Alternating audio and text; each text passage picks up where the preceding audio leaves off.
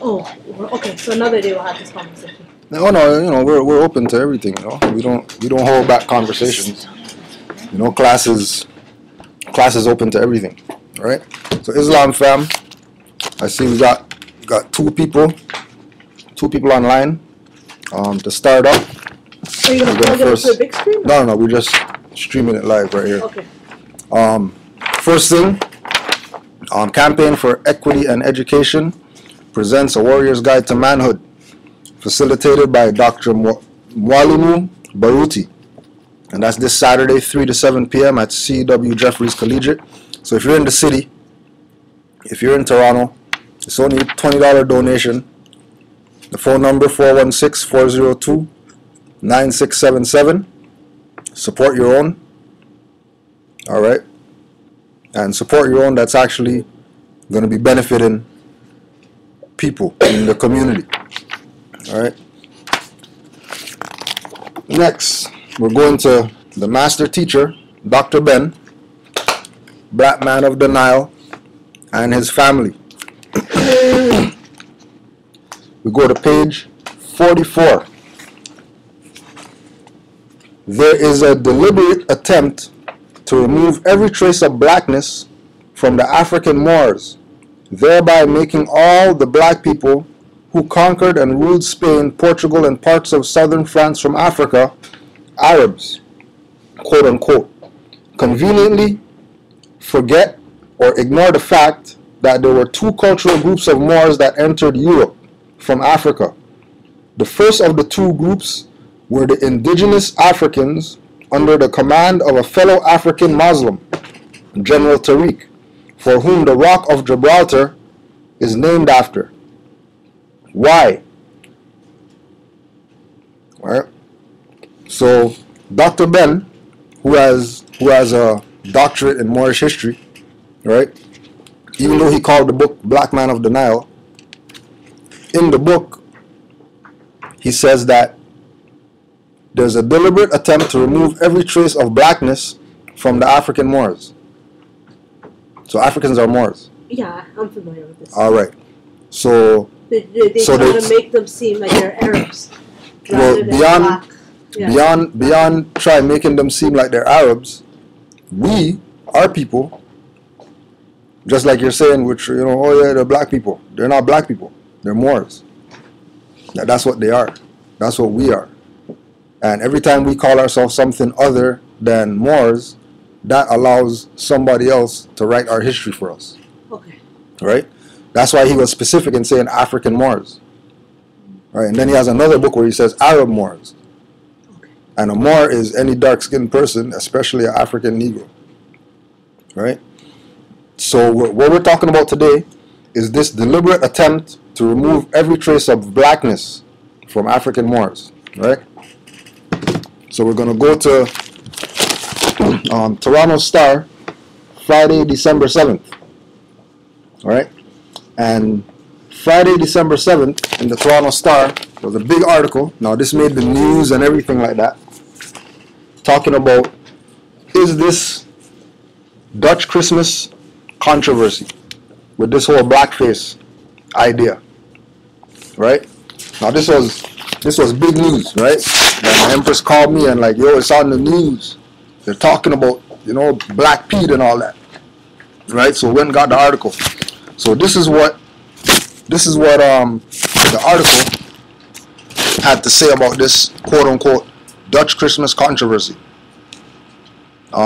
Is Black Pete Santa Claus harmless helper or a demeaning caricature? Many argue it's a tradition whose time has passed. It is a treasured Dutch family tradition from Amsterdam to Toronto. The arrival of Santa Claus in a bishop's red robes, the original Santa Claus, accompanied by his helper, Zwarte Piet, otherwise known as Black Pete. But the centuries-old custom of playing Black Pete in blackface with bright red lips and a curly black wig remains controversial, even if he's rarely portrayed like that in Toronto. At Santa Claus events held in public, like the one Wednesday night at the distillery district, Black Pete has evolved into a cheeky page boy in a black wig, his face smudged with soot, and he slides down chimneys to deliver gifts. Right? This is what Black Pete's job is. Slide down chimneys to deliver gifts. Okay, what did they used to say Santa Claus does? Yeah, Nicholas, yeah. Okay. Alright, so if they're saying that Black Pete, this blackface guy that they're saying is, you know, this is a racist thing or whatever, right? Yeah. If he used to slide down chimneys and deliver gifts, who's the real Santa Claus? A black person. Or more. Yeah, because if you call him black, okay, let's go here too. Just because you guys might not be familiar with this. If you want to know the meaning of words, you have to go to the etymology of words. Etymology? Yeah, etymology. How do I spell it? E-T-Y-M-O-L-O-G-Y. The etymology of black is pale. And do you know what etymology means? That's just the origin. Okay. Right? So the etymology of black is pale. Could you be a black person? No. Right No, there, so right there, it's defeated. right as far as us being black people, right? Because pale, black means pale, bleach, right? It's only at private events. The Bata Shoe Museum saw one last week that Black Pete is still in full blackface. We have to respect other people's feelings, says Martin van Denzen, the president of Toronto's Dutch Canadian Association.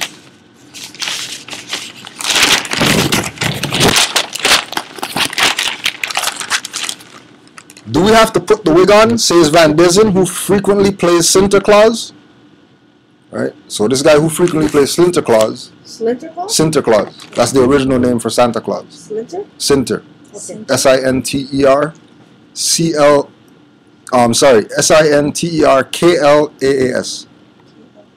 Yeah, Sinter Claus. Oh, center. Wow. Right?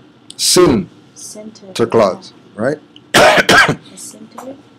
When we have a St. Nicholas party for our own community, we have Black Peters. No two ways about it. The kids expect it, he says, and for the older people, you should see their faces, the memories it brings back. Right? So to the people who practice this custom, this is not some racist thing. This is, what did they say in the beginning? I want to quote it right.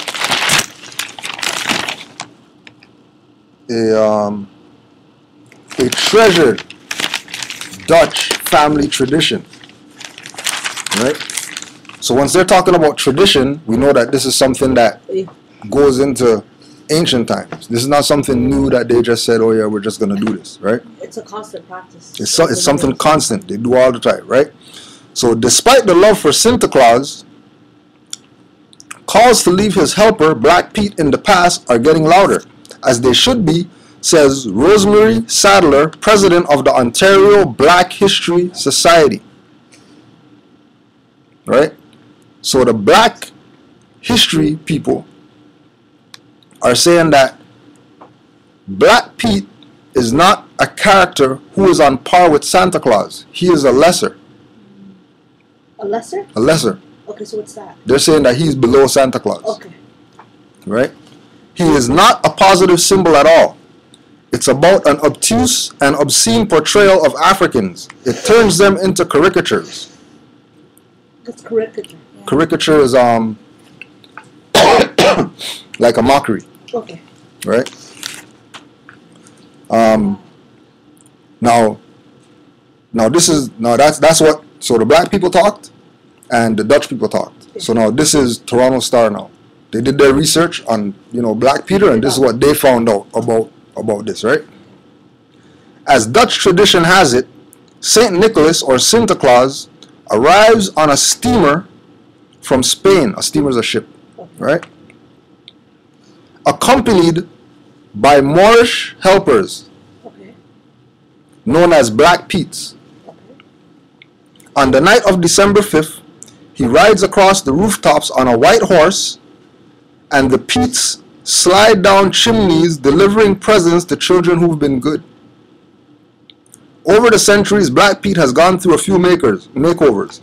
He was once a boogeyman figure said to kidnap naughty children and take them back to Spain. Later, during the years of Dutch colonialism, he was portrayed as a clumsy servant or slave, often speaking with an accent.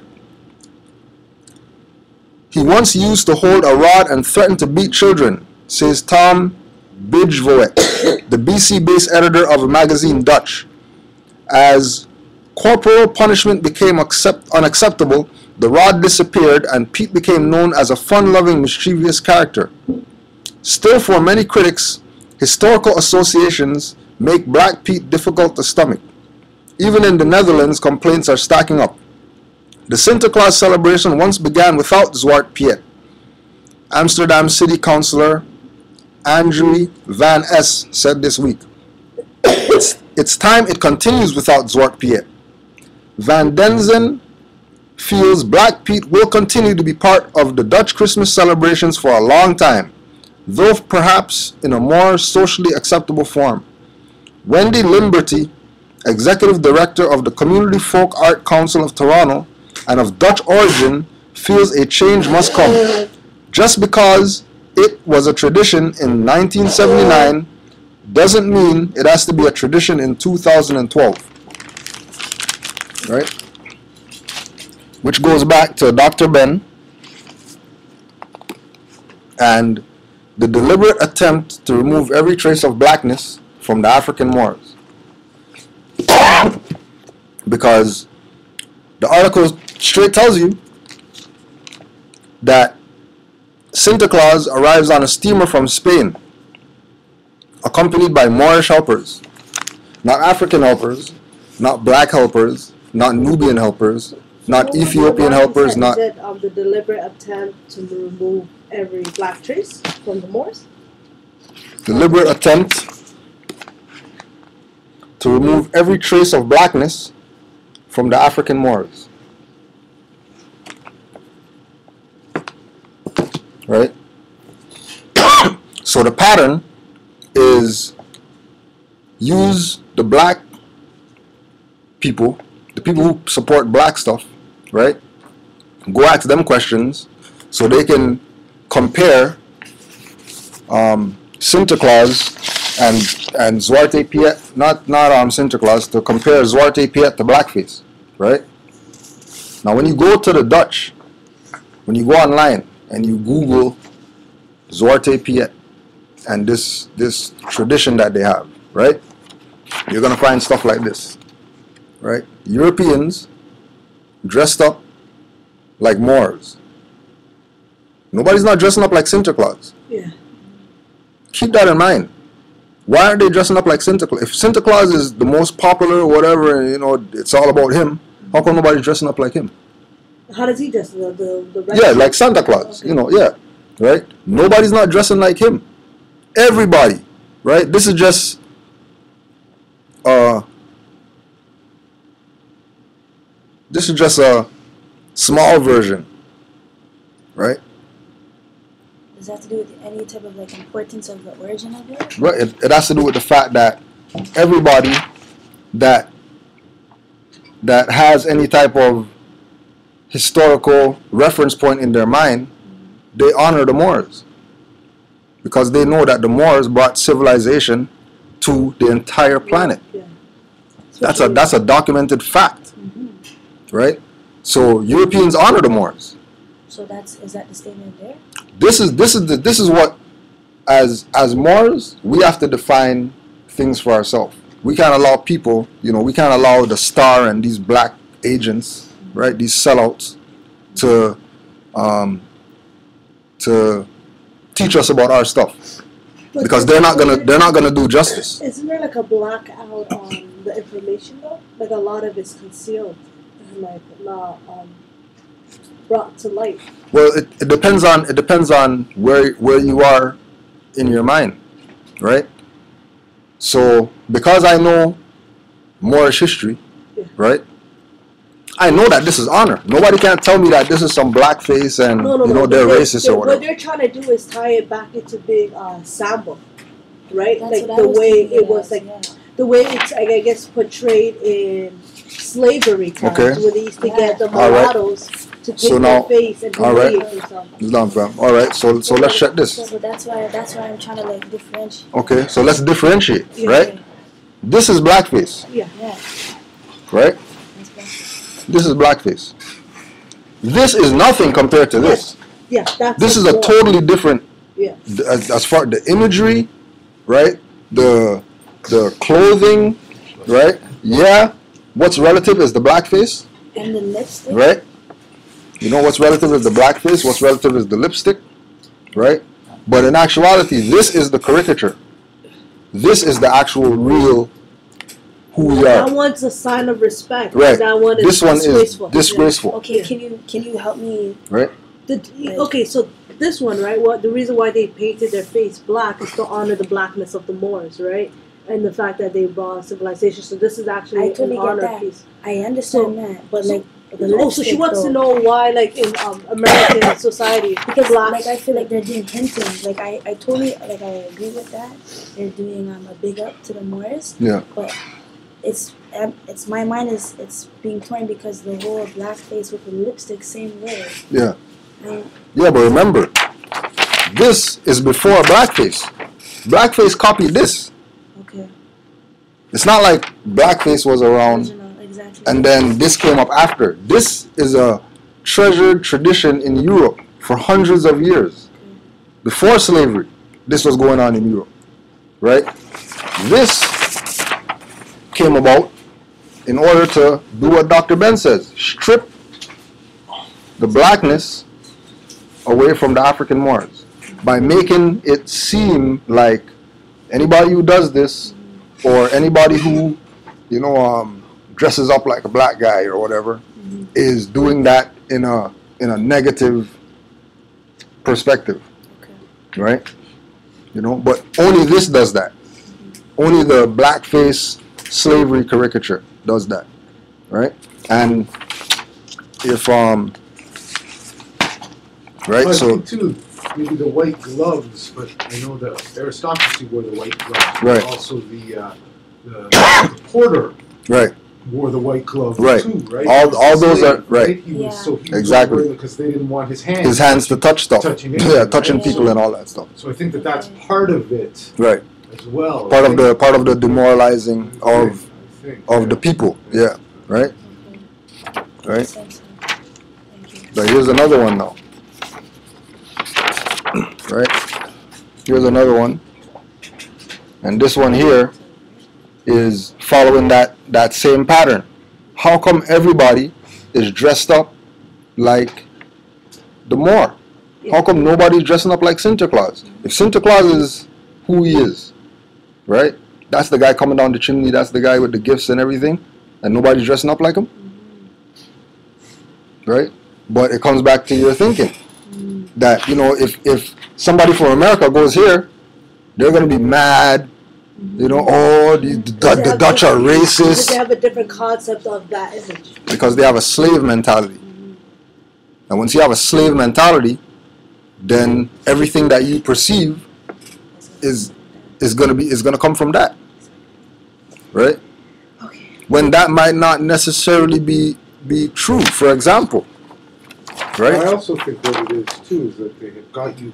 I know we talked about it before. They got you convinced of a different history. Right, right, That's the main part. right, So that anything that you see, you think is foreign, and if it has anything to do with your color, you think it's making fun of it, or not your color, of your yeah, your heritage. your heritage, It's making fun of it. When in reality, that in Europe they're closer to yeah, respecting. to that. respecting the culture, They've right, had to make a huge. They've had to build everything here on a lie. right. Especially here, Well, yeah, especially because here's where. because here's where quote unquote slavery and all that type of stuff. This is the No, but, this is the place. But here's the thing, though, too. I think. Sorry, No, go ahead. what it is that it would then call attention to what they did here.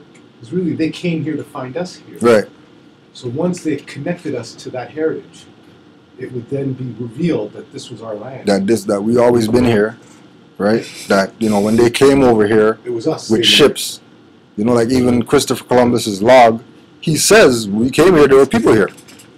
Yeah, the natives. Yeah. The natives, yeah. So They're so dark-skinned too, what? so- So what's he talking about? That he discovered something? No, I know that's like a contradiction. Yeah, big contradiction. But you How see, could you that, discover you see, a land you that's see, that's already what happens to the brain. The brain shuts down because the brain is actually hearing the truth. But then what happens is they lay on top of that truth what they think is it, which is another confusion too, so that you're confused by the confused, and then confused again. So you can't even find your way back home. Right? Right, which where way? it all started, which is still from us, they're still having to pay homage to it because that's where their power is coming from. Right. The power is coming from us. But over here, they've enslaved us. All right? Right. Right. So, right. Robert Downey Jr. did blackface in a movie. I didn't hear the black people complaining about this. This is the first time I've ever seen that. Exactly. Too. Exactly. Right? If we're so against, blackface and, us being portrayed as slaves or this being demoralizing to us. Guy? This is a white guy. Oh, is it? European. Oh. Painted himself black for a movie. Yep. Yeah, he looks like a brother. Yeah, he does. Yeah, he does. Right? I think I remember seeing that. Yeah, painted himself like a brother for a movie. Tropical Thunder? Tropical Thunder, yeah. Okay, yes, Tropical I remember Thunder. hearing some discrepancy Right. about that one. Yeah, and they're gonna talk. They're gonna, but nobody didn't really. Angelina Jolie did the same thing. She made herself biracial. She took a black person's role and just did the kind. Right. Right. Remember too that they were talking about. See, you know what? It's interesting you say biracial. We're all the same race, right? Right. So in the sense, by saying biracial, we're already setting up a facet that there's two differences. Yeah. It really isn't, right? But I'm just saying that's how deep it is ingrained. I know, but it's gonna take a while for me to change the way I think. 100%. And For sure. I'm only For 8 months further down the line, but I'm just explaining sure. to you that there Yeah. is the beginning of you seeing it, but it is so complete that everything that you're sort of standing for now, you'll realize. I somehow reinforce those same contradictions. I know. Right. Right. Which is what our problem is. What? Yeah, that's our problem. Yeah. That when we bump into that wall, when we bump into that wall of hypocrisy, we don't change our position. We continue on the, what I mean? It's like we read Read that wall of hypocrisy. Yeah. Yeah, that dead end, right? Because like calling ourselves black is a dead end road, right? Calling ourselves Negro is a dead end road. Well, what'll happen? I'll use an example. I've been hanging out in a lot of the job I work with a lot of Europeans, and they're like, "Oh, that black guy over there," and I'm like, "I don't think I'm gonna start up on this." Yeah, right now. yeah. I can't tell you how many times I'm still hearing the word black, Right. or use a Right. black guy, or like this, and I'm like, I'm not gonna get into this right now. Yeah. That's the kind of hypocrisy. I'm making a stand right now. I'm not making a stand right now for greater good, but really the stand has to come like through all of that. Every time that there's you have to sort of be looking to correct that. Right. Right? I'm Right. not black, I'm a Moor. Right? Right. And that's where it starts with your nationality. Clearing that, because what they've got you is they've got you. What if you just refer to yourself as African? That's fine. I would Well- say that that's still another form of black, Negro, and colored as well, because it's like I think almost calling yourself Ethiopian, right? I think in a sense. Right. That's how I would liken it.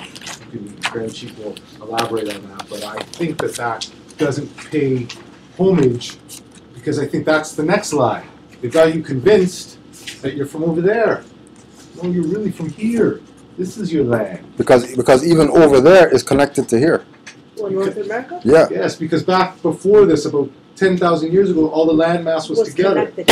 Right? So we lived on all of it. When it Right. broke up, we were there. They've got you convinced that they were bringing people over on these ships, but when you work out the travel, there's no way they could have brought that amount of people over. So what they did was they took you from here and they moved your family down to like Trinidad. And they set up about a few generations down there. They wiped out any of the men who wanted to remember shit. And then they implanted a false religion on you, made you believe certain stuff, and then told you by writing books that you had to believe. Burned all the books too. Right. Burned all the books that had all the real The information. real information. And then put out books of their own and forced you to go to their schools. And then told you that this is where you were from another place. So is it very similar to like what Malcolm McGinty like pretty much did to the natives up in the reserves by like not forcing them to practice their culture and like taking the whole European thing? Right. So it's very simple, where you get like corporal punishment Right. if you get caught speaking That's in right. your Right. In your Of course. native tongue or whatever. But you see, Right. that all is what would be called in war. They would call that torture. Yeah. At home, they call that education. Yeah. Right. Right. Because it's about perspective. So people who are, for lack of a better word, property, slaves or whatever, right? They don't have the capacity to think for themselves. They have to have somebody think for them. That's why the black lady, the black president of the association or whatever, is gonna say, "Oh yeah, you know, Black Pete is lower than Santa Claus." But if he's lower than Santa Claus, why is everybody dressing up like him? Right? Now, the real point behind all of this, which is where it all comes back around to nationality again, I'm starting to see this clearer, is the fact that once you agree to being black, you come to an agreement with it. Right. And then all those terms and all that sort of the agreement stuff that you made, all of a sudden that all comes into play. This is what black really means. In a sense, almost saying you're African, you're at least stepping in the right direction. Right. Because you're looking for at least a landmass and a culture nationality. and But even Africa, it's made up of 50 countries. So which country are you really from? Right. You want to say I'm a Nigerian national. Somalia for me. Right. So you'd say I'm a Somalian national.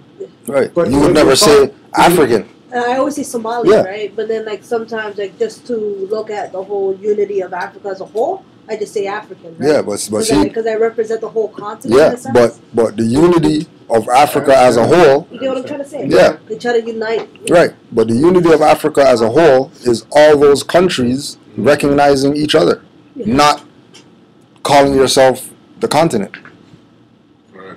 right? Because you know it's like in order to unite, you know, Asia, Chinese and Filipinos and whatever, they don't say, "Oh yeah, we're Asian." They say we're Filipino, we're, you know what I mean, Cambodian. But they're very divided. No, I mean, Like, to especially, like, who? The Vietnamese, they discriminate against the Filipino because they're more darker skin, right? Right. So they're like like if you look at the whole hierarchy, right? The darker you are, the lower you are in the totem pole. Right. So But that's everything has its that's factor. part of That's part of what we're talking that's part of the whole labeling game, okay. because it's no different than the Dalits in India.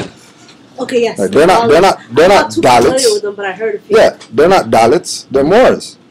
If they call themselves Moors, they'll take the land back and be on the top again. The dark skinned ones. Yeah. But as soon as you call yourself something that you're not, you put yourself on the bottom, right? And about. we have to also keep in mind that when we talk about this, you know, we talk about this a lot, that the European is not our enemy, right? The European knows more about our culture than we know. That's why they're dressing up like Moors, having a parade down the street. And probably now you think about it, the reason why that is they've stolen our culture, robbed us of ours, and taken ours on as theirs. Mm-hmm. And then they're emulating that, calling it their own. So in other words, I tried to paraphrase what you said. So you're saying they steal the knowledge, then apply it themselves, and then They've say stolen the knowledge that would say them. that it was about us, and applied it to themselves, And then and then told you that you were That you were something else. Yeah. And then we went with the fact that they told us that we're something else. But here's what makes it interesting. Once we're able to connect ourselves back to that, what you realize is the symbology that they're using connects it to us. Right. okay. That's where when you see the coloring, Yeah, and 'cause that they're- all is from, right. from the sorcery and the magic that is imbued in, and the symbology of triangles and all those sort of things that were our culture. So what they did is they tried to put a divide in there and made it their own. Right. Once we found our connection back, all of the stuff we realized, all of the stuff that they were using was ours.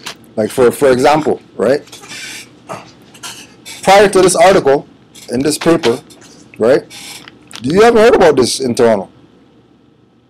No, I haven't heard about this whole issue of Yeah. Santa Claus and yeah, Santa it's Claus right. or what did you refer to him? What was the other word? Black people. Black Pete is or- the yeah. right. Santa Claus is Santa And Claus, Black Pete's the more. and Black Pete's the more. Okay. Right. Which is a knockoff of Santa Claus. Santa Claus is made by the Coca-Cola company I know. I'm to familiar advertise with their Coke. it. Yeah. Yeah.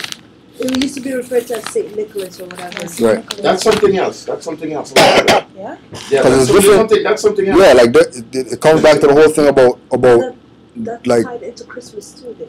Well, And this one, Santa Claus got nothing to do with Christmas. This is the whole point of how this place just makes up an image. It had nothing to do with Christmas or St. Nicholas or nothing. The Coca-Cola company wanted to advertise their Coke, so they made up this figure in the red and white. It's in the Coca-Cola, it was on CNN. Coca-Cola has a documentary on the history of the Coca-Cola company. And they say that openly in there. We wanted to advertise Coca-Cola. We made up this fat man with the red and white to advertise Coke. It got nothing to do and with then Christmas. that's what Coke is, red and white. So then, how did that image become tied in with Christmas? This is what I'm trying to tell you. Now, it started now. Yeah. I look at Turner Broadcasting Network, TSM, Yeah. the classic movies. They have it now. And what I notice is, it's with us. It has all of these Santa Claus shows and St. Nicholas. So what happens is you see it so often till you believe it. what it is. So when somebody says to you, oh, Christmas is Santa Claus, when you go, where's that in the Bible? It's not in the Bible. Right. Right? But you believe it. And then you have, see what it is, the game is. Oh, but wait, sorry, What? just to interrupt for a second. I think that's where then, I think this tie came into St. Nick. Somewhere in there, maybe within that dynamic, maybe the church got involved, or no? Because They're just pimping on, they're just, pimping. they're just pimping. And then, see how you get confused is, you get attacked visually. Of course, yeah. You get attacked auditorily. Yeah. Right? And then the emotion. So what happens is, you hear Santa Claus is come. Since I remember we're growing up, Yeah. excuse me, Papa, I want you to tell Santa Claus. Listen, that's true so that's all the parents. Yeah. So you believe it. So when somebody says there's no Santa Claus, what are you talking about? Yeah. When you go and you investigate it, You realize- it comes from some Moorish thing that they just pimped on it and they just made something. It's not there at all.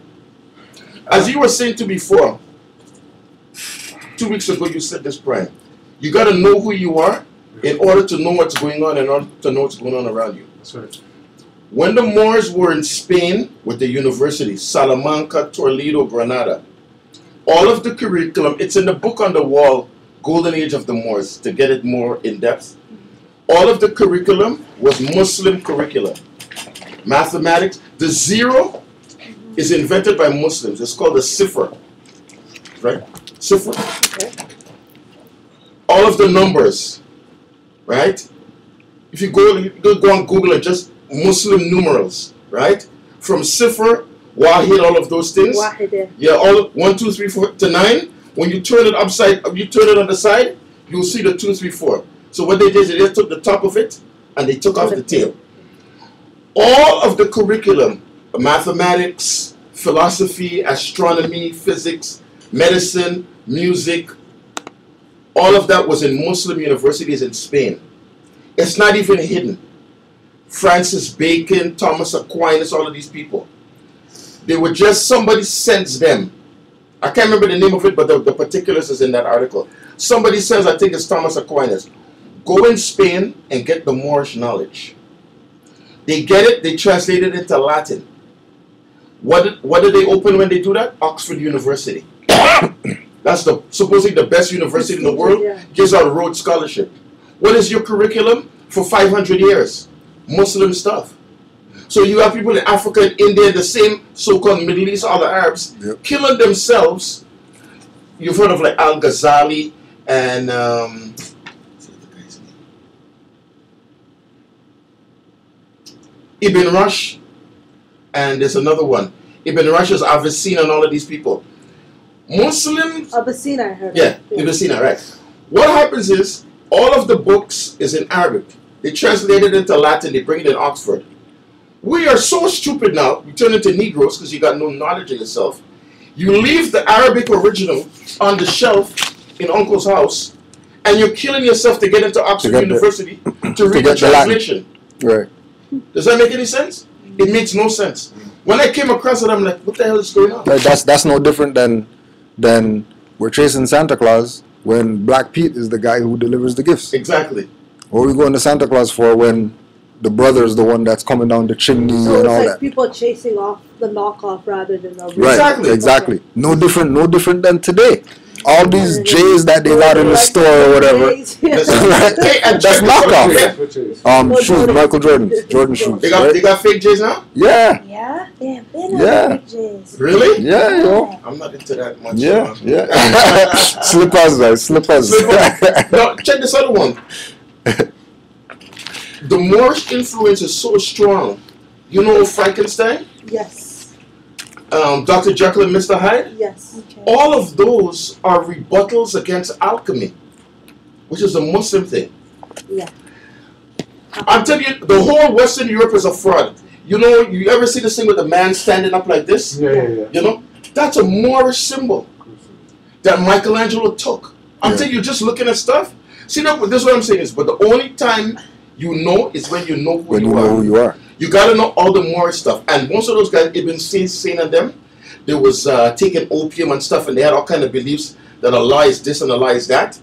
And I don't know, for some reason, the European took them. So what happened with Frankenstein was, alchemy is how you transform yourself from your lower being to your higher being.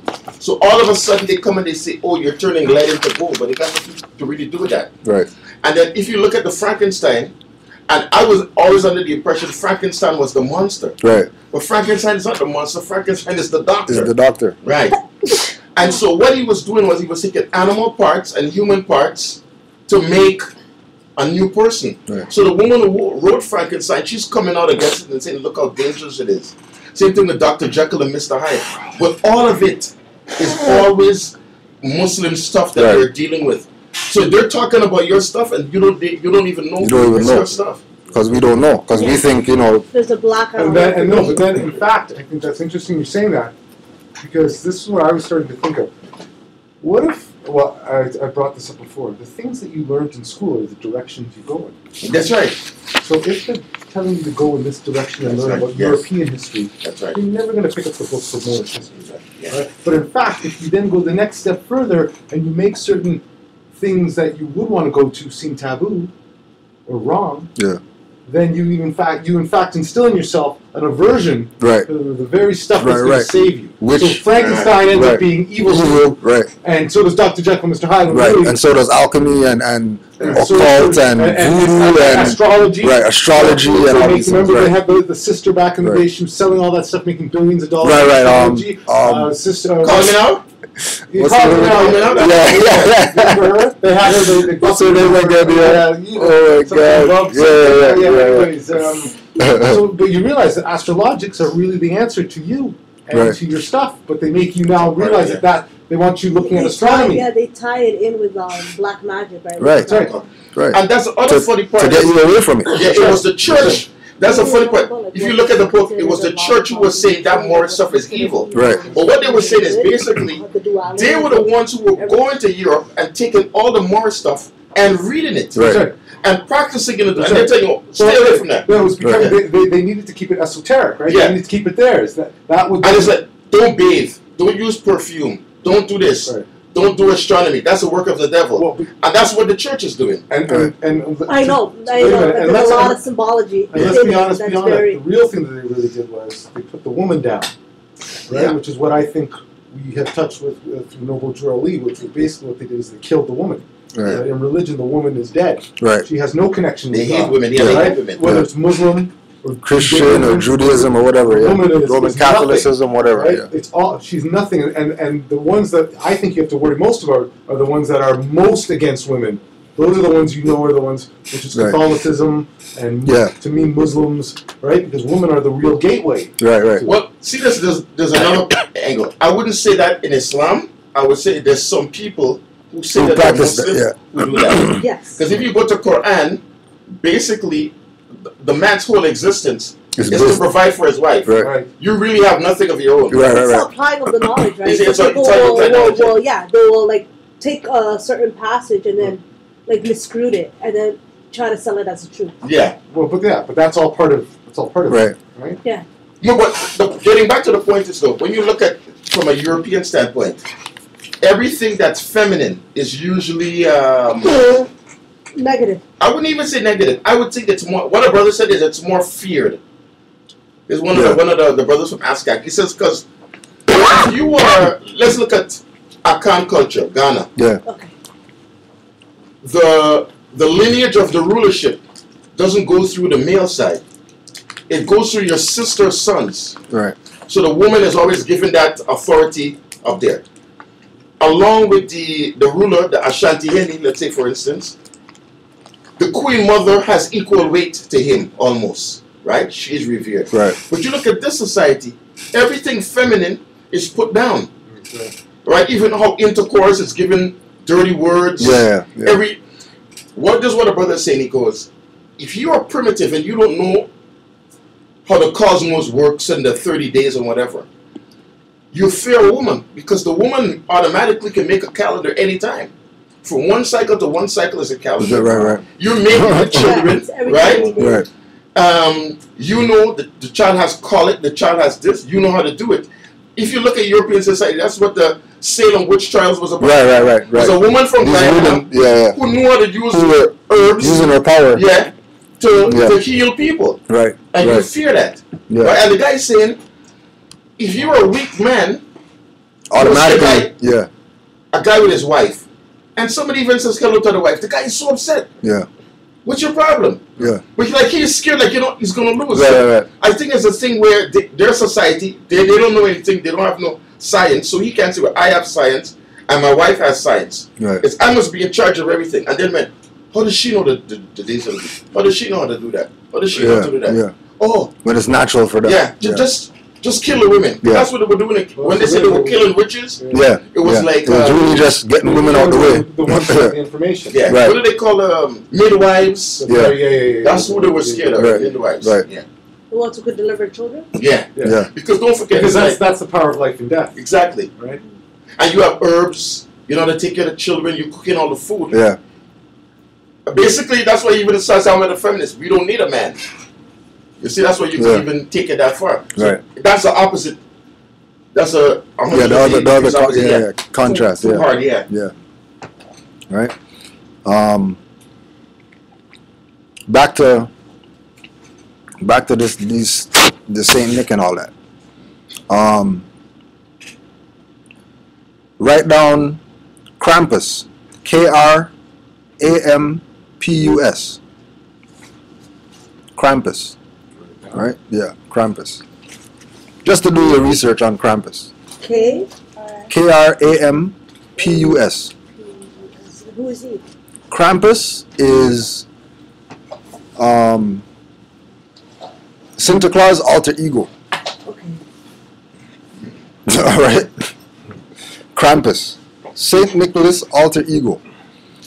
Although Krampus appears in many variations, most share some common physical characteristics. He is hairy, usually brown or black, and has the cloven hoofs and horns of a goat. His long pointed tongue lolls out. Krampus carries chains, thought to symbolize the binding of the devil by the Christian church. He thrashes the chains for a dramatic effect.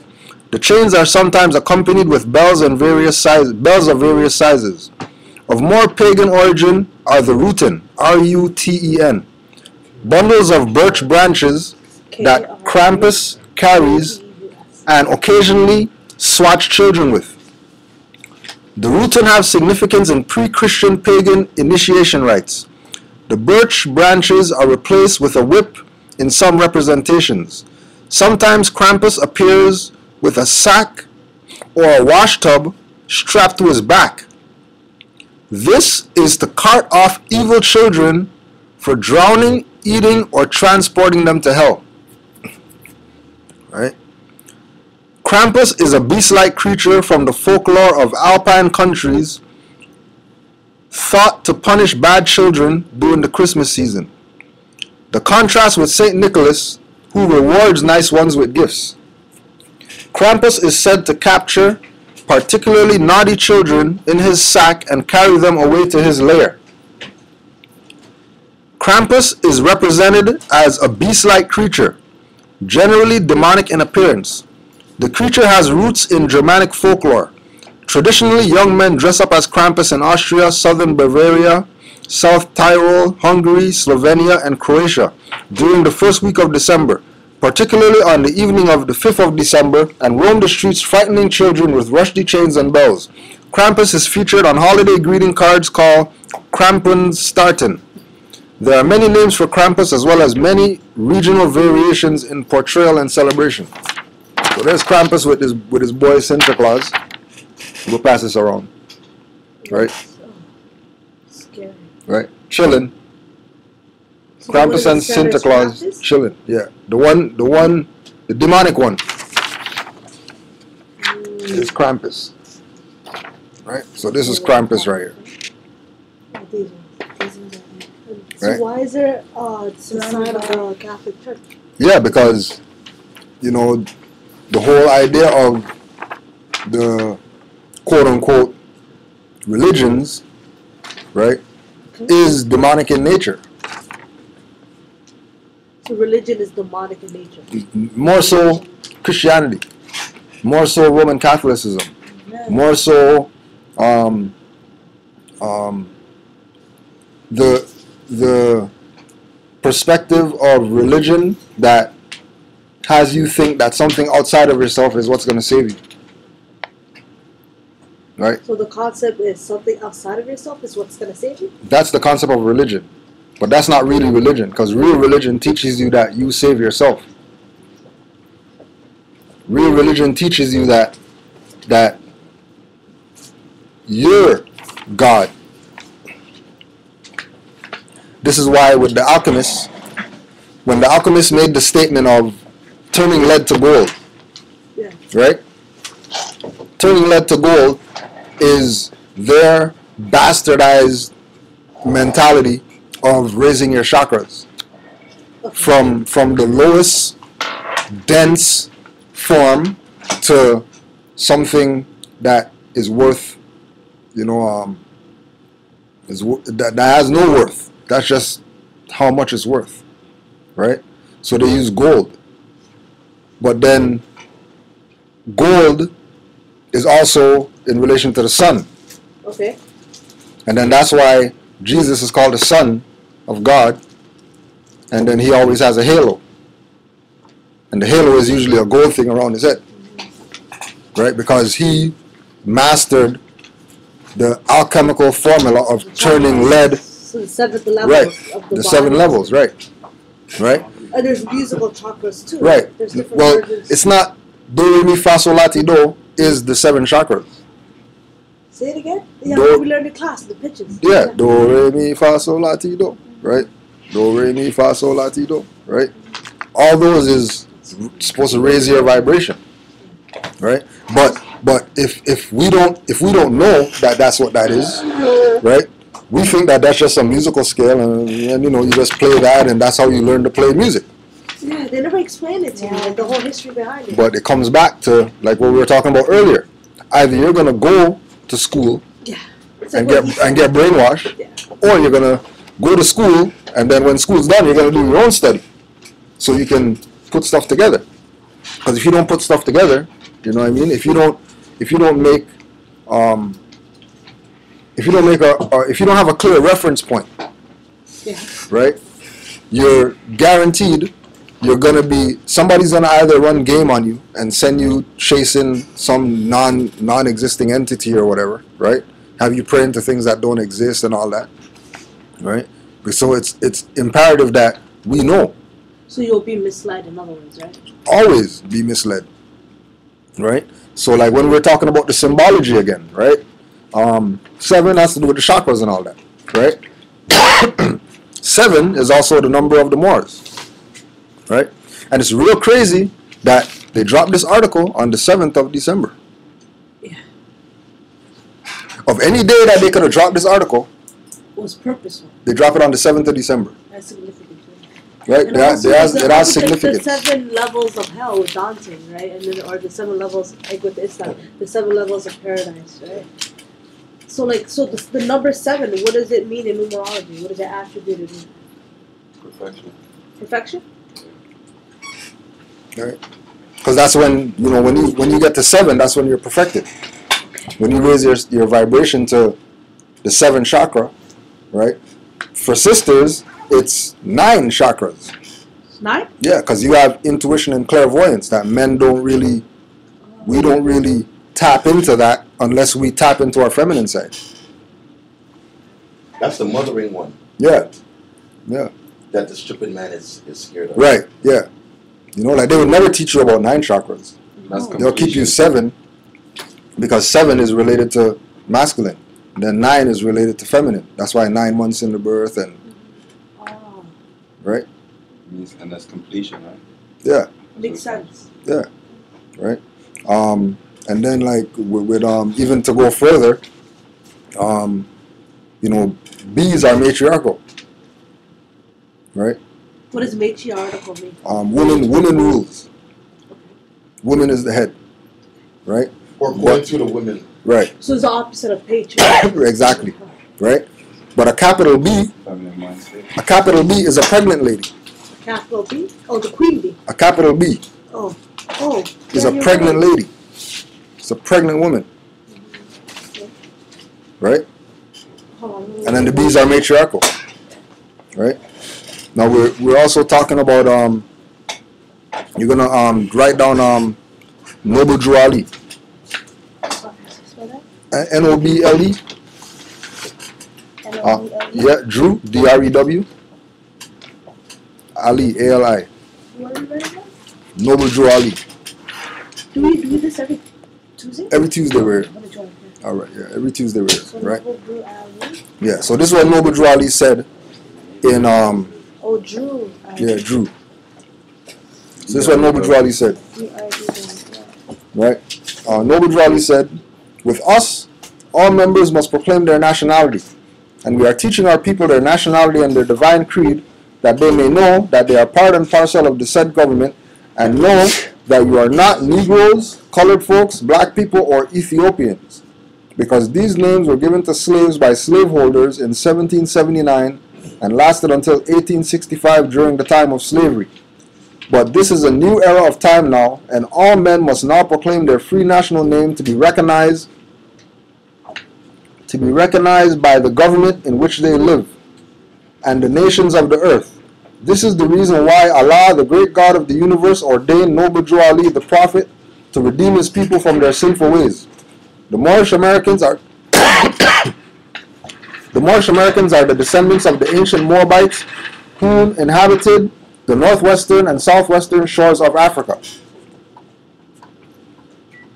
So he's telling us that the names Negro, black, colored, black people are names given to us by slaveholders in 1779.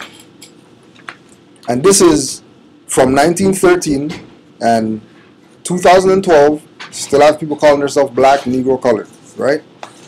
Dr. Ben came out, Black Man of the Nile, and then he has a little glossary in here. Negro, a name given to African, quote-unquote, black people by their European and European American slave masters. So it's a real thing that's a slave term, a slave label. It's a real term that's a slave label, right? And then he says Moors, African Muslims from Mauritania and Morocco, mixed with Arab Muslims from Arabia. Also, Africans of any place who were Muslims. Africans from any place who were Muslims are Moors. But when we go to Harlem in 1928, there was Moorish Jews of Harlem. So Moors aren't only Muslim. Moors are Jews, There's Moors that are Christian called Moriscos. There's Moors that are practice a cult. There's Moors that are dealing with everything, because we know that if it wasn't for us, there would be nothing going on in the world, right? Like we were talking about the slave trade thing, right? How is it that these people who so-called brought us over here on a slave ship were able to do that during a time when their records say that they were illiterate? Their records say that they didn't have a culture. During the time of slavery, when they say they brought us over here on a slave ship, their records say that whales and dolphins are monsters, so we're not going in the water. Right? Their records say that if you sail to that line right there, you're going to fall off the edge of the earth. It's impossible that they did this. And then on top of that, when they show you the stacked ships, everything's a drawing. Everything's a depiction of stacking these people on a ship.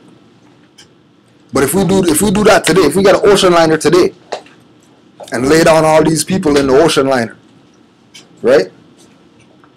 Ocean liner is way bigger than a slave ship. They didn't have no ocean liners back in those times. The ships that they show and say, yeah, they brought us on those ships, there were no ships that big that time. Right? But, like the brother was saying, in our mind, because we don't know, well, and this brother also says we accept what it is it goes back to, they have this thing called MK Ultra. It's yeah, you might want to write that down. Do some Ultra? research on that, yeah. MK Ultra.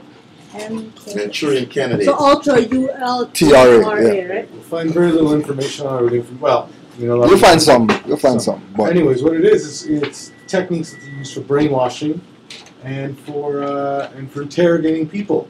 And what comes out of it, and even like in sort of the war, when they were doing tests, when Germany was doing all this stuff on the Jews, which is another misnomer too, a lot of these advancements that they've made in sort of psychological manipulation have been made in these times of war.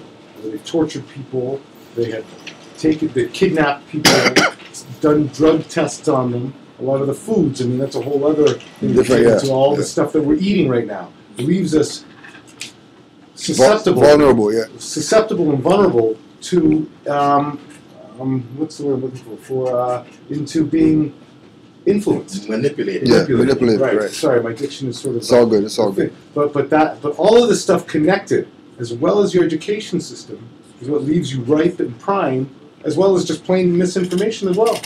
If you go to a library and you ask for a book on a certain subject, you're going to get a book written by the person who's writing what they want you to know. And it's only in places like this that you're going to find any of this kind of knowledge that counteracts any of that. And talks about it all the time, like any, knowledge that contradicts that of the masses is considered alternative history, which means that, it could be plausible, but it's not. There's another word that they have for it too. It's doesn't come to me. There's another word they have for it besides alternative too, meaning that you're bucking the system. But all the question you ask is like, what's your proof? And you will never get anything. It's like I was saying to a friend of mine, you ever hear anybody give proof? They say, oh, the ancient Egyptians are white. Or you will say, oh, these Afrocentric people are always claiming the ancient Egyptians as theirs and whatever. That's ridiculous. And then you say, well, what proof do you have that they're white? I've never seen any evidence anywhere. People say that, and they think, oh, because I have a PhD or whatever, people are supposed to. I think it's like what you touched upon earlier, right? If a message is constantly said, then it's adulterated, and then we tend to think that it's the truth. Because we heard it so much and so much different people. But what I'm saying is now, we come down to, I'm asking you, you're the big professor, you're the PhD of African history. And I say to you, you said that they're not black people, right? They're not African people. That the ancient Egyptians are white. Or, like Dr. Ben says, that the Jews are white. And then I say, what's your proof? Nobody can answer. They always, oh, you're crazy and you want to claim everything. Yeah, it goes from actually answering it to a personal attack. That's right. That's right. Now let me tell you how dangerous this is. There's a white woman. European. You see that? Right? But that's part of the. But that's all part of What it. What does white mean? It's a transition. It's a you know, like yeah. He means European. I'll hold on. But Sorry to say that. Yeah. Actually, one of the things I brought today is to show you that might not even be true either. Might not even be European. That's what these articles are for today. Anyway, she's in some drumming ensemble in Toronto here. Okay.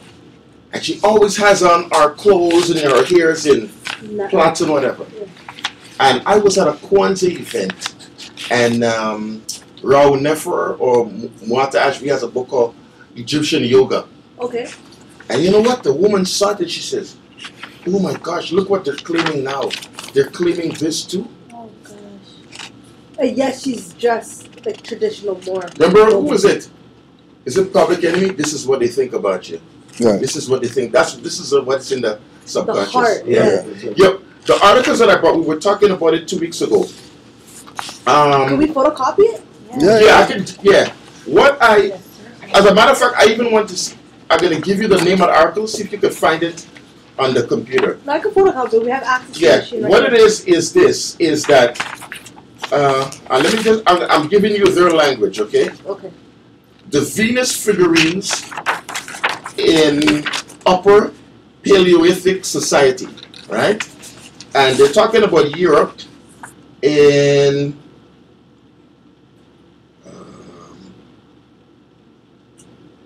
I'm going to find it. I want to tell you, like 7 to 10,000 BC. This is what they're talking about, and it has a map here of it going from Spain all the way to the Soviet Union. Okay, and what you find in there is pictures of sisters. What you find is pictures of sisters all over. So have a look at that. And it's called this one is called the Venus of Willendorf. There's like 10 of them so far. Isn't Venus known for sexuality though? That's part 2.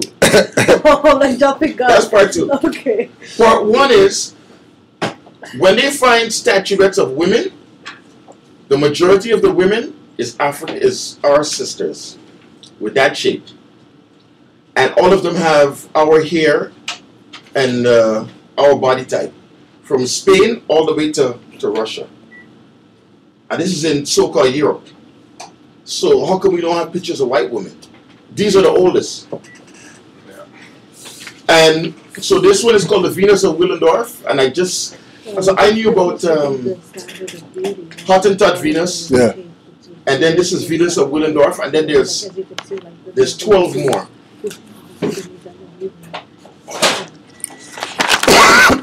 So we're taking back our homes. Yeah. Right?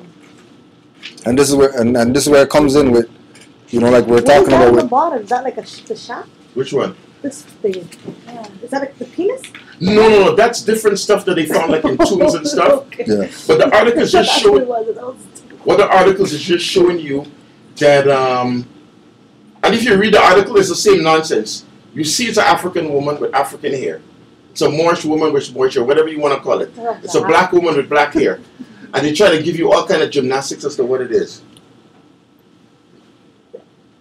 And it's all and he has some other ones too, so it's all over.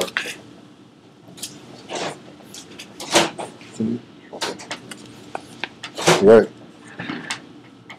And like you're saying, that if we can find these images, let's put this up. If we can find these images, right, in Russia, then what does that say about us? This one? That we inhabited like the entire world. There's no So place. So then what's this whole idea of the Caucasus Mountain and Caucasia come from? This is the thing. We don't know it. Nobody knows where they come from. This is the whole point. Nobody knows where they come from. So they just create just like this line, just sell it to Yeah. masses? You know what you could do? You could go on YouTube, right? Watch a lecture called Human Artificial Human artificial? by Bobby Hemmett. There's two. Watch both of those, and that'll give you a clear concept as to where they came from. And it's from who? Bobby Hemmett? Bobby Hemmett. How do you spell his last name? H-E-M-M-I-T-T. E-M-I-T-T? Yeah. So this one here is from Austria, Venus of Willendorf. Alright?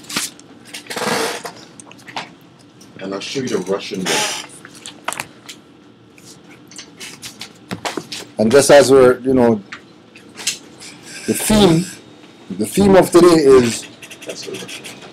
the deliberate attempt to remove every, not some, not a portion of, every trace of blackness from African Moors.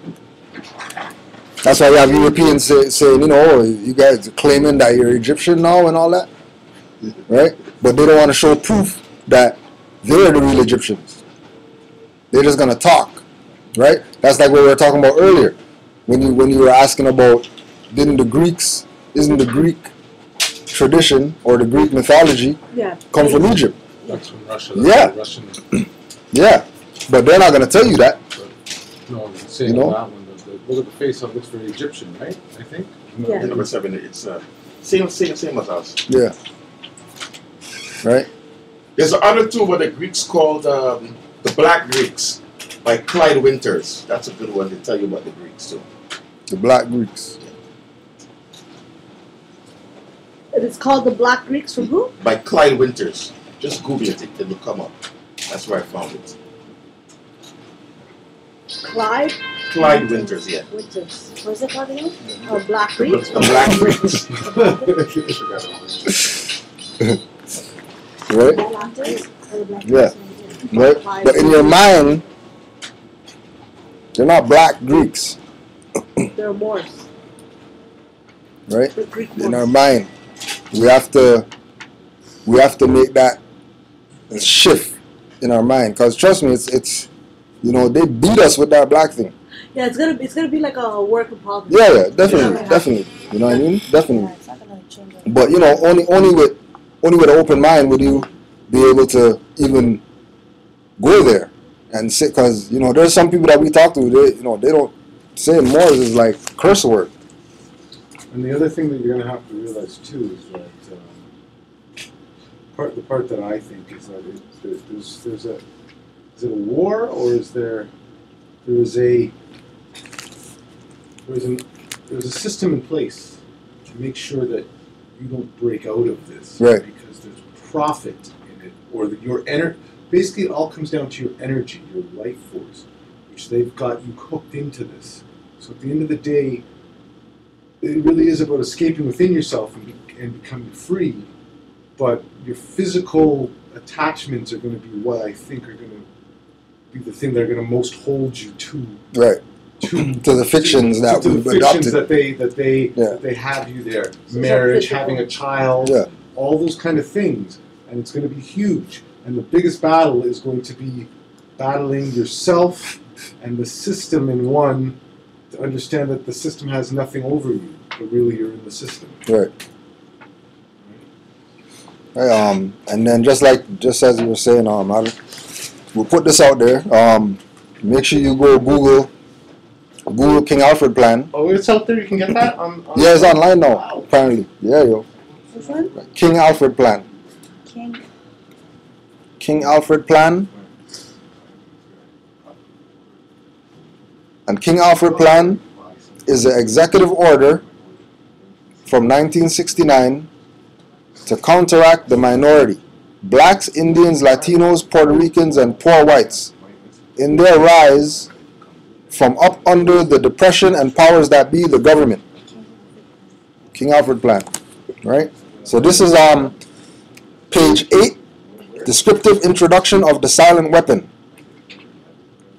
Everything that is expected from an ordinary weapon is expected from a silent weapon by its creators, but only in its own manner of functioning. It shoots situations instead of bullets, propelled by data processing instead of chemical reaction, originating from bits of data instead of grains of gunpowder, from a computer instead of a gun, operated by a computer programmer instead of a marksman, under the orders of a banking magnate instead of a military general. It makes no obvious explosive noises, causes no obvious physical or mental injuries, and does not obviously interfere with anyone's daily social life. Yet, it makes an unmistakable noise, causes unmistakable physical and mental damage, and unmistakably interferes with daily social life, i.e., unmistakable to the trained observer, one who knows what to look for. The public cannot comprehend this weapon, and therefore cannot believe they are being attacked and subdued by a weapon. And let me interrupt there. For what I figured that weapon out to be is advertising, as one form of it. Subtle advertising, walking by billboards all the time. It always be inputted. TV, commercials. Yeah. It just never. That's just one form of silent warfare. Right. Right. Then you got newspaper, radio, internet. Yeah. There's stuff out there that you can't even get on the internet. If they want to make, he knows that we've been here at times when they shut down the system. They've shut down. Well, we don't say if it's been shut down, right? Yeah. But all of a sudden you've been able to To access That's right. certain sites or whatever. Yeah. You're in control. So that's the form. That's a form I would think that's very easy for you to see it and understand it. Excuse me. You'll see certain things that they're selling and see who they're identifying with that. What face do they put next to what product? That to me is a simple thing that I do. Yeah. I notice if they're selling vacation out to somewhere warm, they put a European. They Half wanna- naked. Half naked, right? Usually a woman. They want to sell you any of that kind of other stuff. It's usually a woman. High heels, very short dress, right? They want to sell you, a food product. A lot of times they'll use, Yeah. right? Smiling, everything's all right, Yeah. right? So. The public cannot comprehend this weapon and therefore cannot believe they are being attacked and subdued by a weapon. The public might instinctively feel that something is wrong, but because of the technical nature of the silent weapon, they cannot express their feelings in a rational way or handle the problem with intelligence. I like that. It's well written. Yeah, this is a military document. Oh, well, yeah. Yeah, not only is it well written, they make sure that they're trying. This wasn't meant for us. Yeah, this is something that This was meant for the people. Is it- people weren't supposed to have access to this.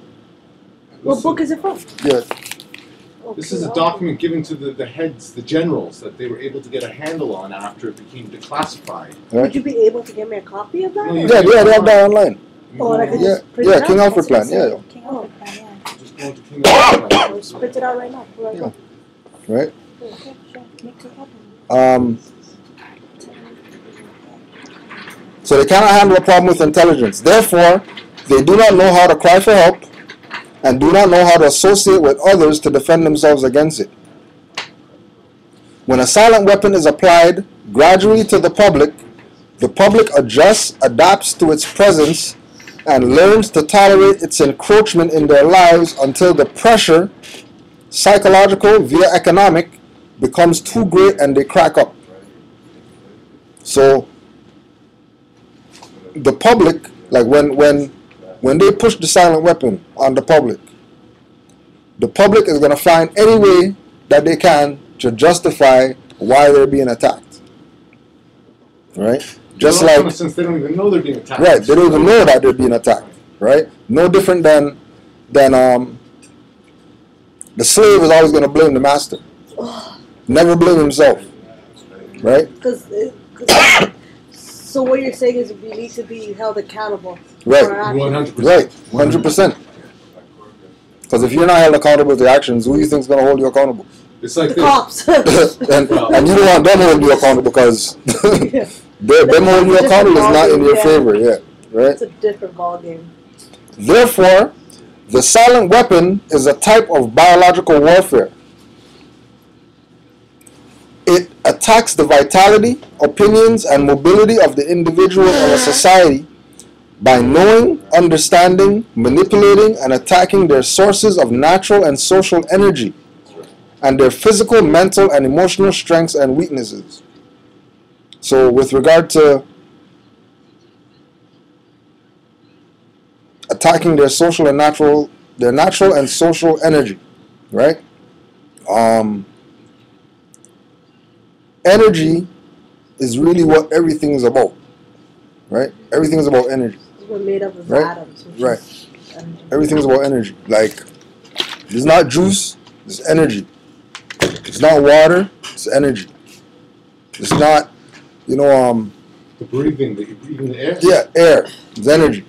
Food that we eat, it's energy. We're not eating food because it tastes good. Oh yeah, this is our traditional meal. It's energy, right?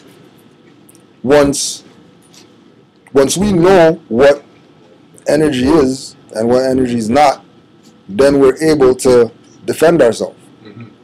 So everybody goes and they have a job or whatever, and they get paid, right? Every time you hear on TV or whatever, or you see something talking about money, in your mind, think energy. Just like when you hear somebody say black, think more. In your mind. As soon as they say money, in your mind you have to think energy. Okay, so it's really about energy that they're about. It's not really about the money, right? Why is Canada and United States in debt trillions of dollars? It's not money, it's the energy. It's the people's vibration is so low. That's why we're in debt. I don't understand. Could you paraphrase it? The money is really energy, right?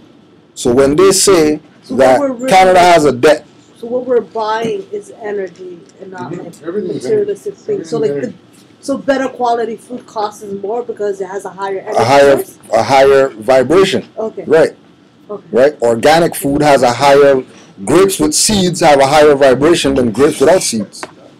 Oh, snap. Makes sense. That's why they push grapes without seeds. And if you go to any supermarket right now, you'll be lucky if you find some grapes with seeds in It's it. so true. Watermelon I with just- seeds too. Watermelon with seeds, or oranges, even orange. Cut an orange open today, no seeds in there. Please, Islam fam. Right? Like you can buy boneless. So you say boneless chicken? right time. That's crazy. But Yeah, the but Canada and the United States is debt so high. Yeah. Is that the He's saying it. That's what I said. I think you gave me the right thing. That's You were there, you Yeah. left. You touch a death to Because there's no bone. Islam. They cut Let's- off the bone let's from get the Sister- breast. Sister Like, Gloria. there's breast. Yo, sorry, Sister Gloria. So. So Sister does who? that mean that the energy of the people, I'm talking about the Canada and the United States, Yeah. the big huge debt loads, Right. does that mean that the energy is low in the sense that people, if the energy was so low that they didn't stop them from doing that? Because technically we could if we really knew. Yeah, you could say that. Right. Yeah, Right. if we really knew, Yeah. we're really in there. 'Cause if the and people- it takes our energy to get in there and get in. Right. If the people raise their vibration, the debt would go away tomorrow. Because everybody would know that Well, there's no debt. Well, yeah, and that's the whole point about the debt. Because there's no money. By the fact that they're paying people nothing. Right. They're having to keep a track of that nothingness. Right. Of that At some nothingness. point, they feel or they know they're going to have to pay for that. Yeah. And how do you track nothingness? What's nothingness? I don't. Yeah. Yeah. Like how do you track zero? You don't. If you have nothing, how can you track it? How can you say we're in So debt? how do they track it then? We're How in do they debt? do Yeah, that? because it's energy. And It's not. and it's a belief system. And we believe that that $20 bill represents going to buy some Oh, tomatoes yeah. and some things. When the reality is that those tomatoes are already there, and energy's already there. They've got us in their belief system of that. And they've got to have a way of identifying it. And So that's how they, they do so they put price tags on. things. That's right. Energy descriptions. This costs this much energy. Yeah. So to go buy a car takes you 10 years of your work, which is energy, Right. to then buy that car, which costs someone else 2 years. It's not really putting down the money. It's really the energy that you. So Right. what they try to do is pretty much try to suck people's energy. That- Pretty- It's important to 100%. think, Right, so exactly. never focus on what really matters. You're right. Exactly. Okay. That's right. And then they've got you caught up, and then you have a child, right? Then you're caught up raising the child. You don't have time to think, and then the child becomes another unit. Another unit of energy that. In the That's so beginning of crazy. Matrix, how they have Yeah. people, like daily using people and using their energy to run Run their the machine. And what's happening is the people at the top are skimming off that energy. And they focus on what matters. I mean, In a sense, but they're running the sort of top of it when everyone really, they're not paying anyone energy, but as long as everyone's in agreement with it, and they come with those energy notes to go and buy something that represents that, and they're really not. Another thing why it doesn't represent and it doesn't hold any energy, because if a piece of paper is supposed to be a note that represents something of value, and the note is just something we can pass around, so we're not taking big blocks of gold and but it's not even that. So these pieces of paper don't represent a currency. And that's so there is no energy. And as you use the word current, right? Current is currency. That's right. It's really your energy. That's my currency. Energy flow. But you're accepting of it because you need things too, or you feel you need things. Right? So once you agree to that, you go off and let the boss pay you that for your energies. You go clean that. You're using your energies. Clean that. There's a time with Justin Timberlake that explains this so well. Right. Yeah. Right. Yeah. Right. That's what's coming to my mind right away. Exactly. Yes. Exactly. I see the other thing, the greatest society ever is ancient Kemet, and they've never found any currency, any money there. So how Ancient did Egypt. they work? That's the whole point. Yeah, The tell greatest me. society ever. I know, but tell me. Nobody knows. What I would believe it would be barter. Byron. Even the money with paper, it represents a barter system. It's just that you can't take gold and barter it and take all these goods. I got yams, you got cocoa beans, you got plums, you got apples. You can't carry big bins. So it represents trade. It represents a barter system. And here's the funniest part of the whole story. You know who invented that? The Moors. Yeah. The Moors going from Ghana, Mali, Mauritania, going to like the north. They invented the check. Check is like an Arabic word. I can't remember what the proper word is. And what they said is there was so much gold and cola nuts and salt and stuff going back forth. There were people in the desert say, okay, I know Friday Prime and them is leaving Kumbeseli and they're going up north. So a guy would meet them in the desert, take all their kente and whatever. So what they did, they made up a piece of paper saying, okay, this guy up there owes me whatever. I can bring an article. There's one where in 15 something, one guy was owed 42,000. To me, it's like almost like $1 billion. 42,000 mithqals of gold, and a mithqal is like a portion of an ounce or something like that of gold. That's how much money was going through there. Okay. So again, you think, oh, these Europeans and they have this big financial system. It's us. And from Quran again, a lot of the stuff that's going on now, so-called Wall Street, they're just pimping all the old stuff that Quran forbid. The stuff about futures. Okay. Yeah, where like you say, okay, you're raising goats. So I would come and say to you, okay, I want to buy the first 10 goats born in 2013. And I will give you the money. Quran forbid that. Why? There's stuff to do with you don't know what's going to happen in the future. Only Allah knows. Yeah. So don't do like that. But there's also a thing of with the trade. It's not real. That's the whole point. The major thing with the system, it's not real. This is my thing. If you have no money, how can you go to the grocery and buy anything? But how come city of Toronto, how could you be 3 million in debt? Where's the money coming from? And I've always wondered that. How does that economy stay afloat? I just want to think, Berniaki is giving banks $42 billion a month, right? Time immemorial. Where's the money coming from? Right. They're just printing the money. So it's not even real. It's like it's a real fantasy. But the fantasy represents the work energies that we would put out. Yeah. And so they've got a complicated series of a bookkeeping system that reflects that. Yeah. Reflects what that is going to produce, apartments, whatever cities, and that's what they're attempting to do. Right. So since we're talking about energy, because this is in King Alfred Plan too. Right. Energy. Energy is recognized as the key to all activity on Earth. Natural science is the study of the sources and control of natural energy, and social science, theoretically expressed as economics, is the study of the sources and control of social energy.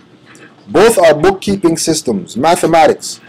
Therefore, mathematics is the primary energy science, and the bookkeeper can be king if the public can be kept ignorant of the methodology of the bookkeeping.